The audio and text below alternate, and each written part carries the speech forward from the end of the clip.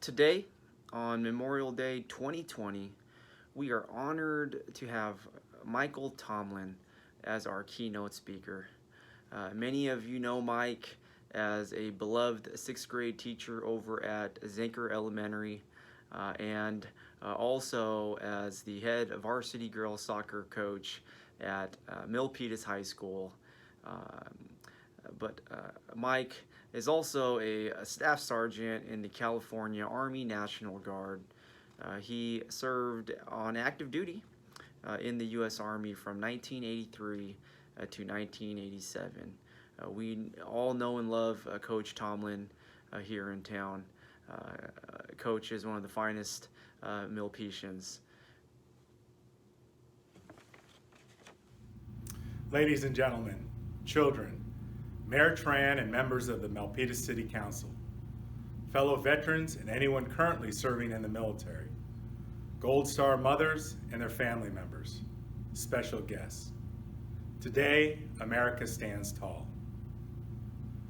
Today, we come together by the use of technology to recognize and honor the men and women who paid the ultimate sacrifice for their country, our country, the United States of America.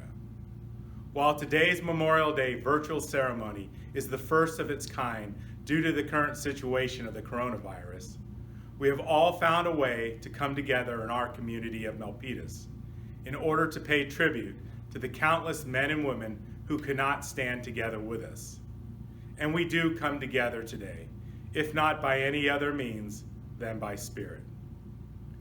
While each of us has our own reasons, mine are what I have believed to be the foundational 5 pillars of the United States of America, which allows our great nation to stand tall throughout the most challenging times.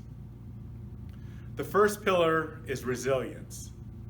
For the many years I have come to the Milpitas City Hall on Memorial Day to join together with fellow citizens in recognition of our nation's most sacred holiday.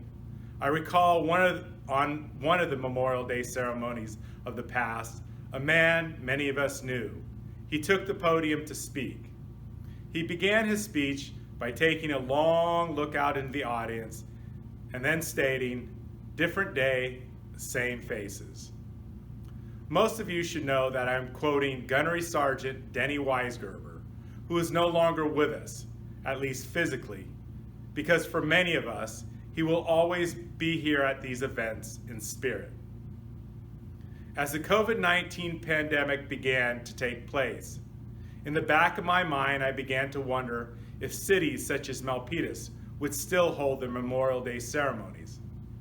Much to this city's credit, we are here together in some form to carry on the Milpitas tradition of paying tribute to the men and women of the Army, Navy, Air Force, and Marines who lost their lives in defense of our great country.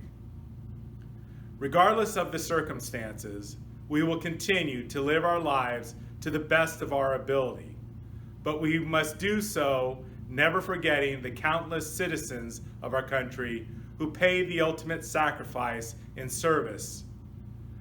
This simply shows our resilience as a nation. The second pillar is strength. The recognition of Memorial Day each year by its citizens shows our strength as a nation. Right now, we are in the grips of a virus that basically brought our daily lives to a halt. That should not be the reason to cancel this solemn and sacred ceremony. Just as so many men and women in battle found the strength to continue on with their mission, facing countless odds, we too will find the strength to Charlie Mike and hold ceremonies like this one throughout the nation. Surrender is never an option, so we draw from our strength as both Americans and as a nation to simply do the things that we need to do. While this strength is in us individually, we also find the strength collectively as a group of citizens who will always do the right thing. The third pillar is honor. First and foremost, our celebration of Memorial Day is about honor.